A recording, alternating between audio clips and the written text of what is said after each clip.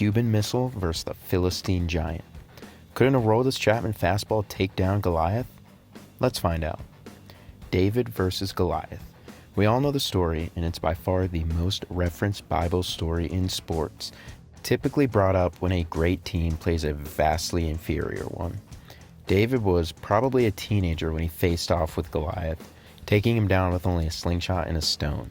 The stone knocked him right between the eyes, taking him down easily. After seeing a few thumbnails for some funny sports/historical mashup videos, I figured I'd think of one for myself. Could the MLB's hardest flamethrower of all time have taken down Goliath in the same manner? Let's start with breaking down Chapman and his profile. He comes in at a modest, compared to Goliath anyway, 6'4" and 235 pounds. His fastest pitch ever, and the fastest pitch ever recorded in the MLB, was clocked at a whopping 105.8 miles an hour back in 2010. As of 2025, he gets about 7.3 feet of extension on his pitches, which was 97th percentile. He also has an average release height of 6.3 feet and an arm angle of about 52 degrees. Now let's break down his opponent, Goliath. According to 1 Samuel 17, the Philistine stood at 6 cubits in a span, which is an insane 9 feet 9 inches tall. That's according to the Masoretic text, but according to the Septuagint, he's 6 foot 9 inches. So for the fun of it, we'll go with the greater height. The stone that killed him has been estimated by scholars to be around 50 to 90 grams, and according to modern attempts at recreating the scene, that stone would have left the slingshot at around 80 to 110 miles an hour.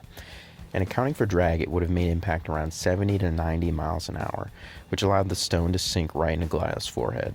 And the distance, according to these scholars and recreations, is set somewhere around 100 to 130 feet. Now, what does Chapman need to do to achieve the same result? He still hit an insane 103.8 miles an hour last year. So, when we factor in needing to adjust for Goliath's height altering the release point, we'll say the pitch leaves his arm around 100 to 102 miles an hour and hits him around 89 to 91. Let it be known that I am not a scientist by any means. This video is just for fun.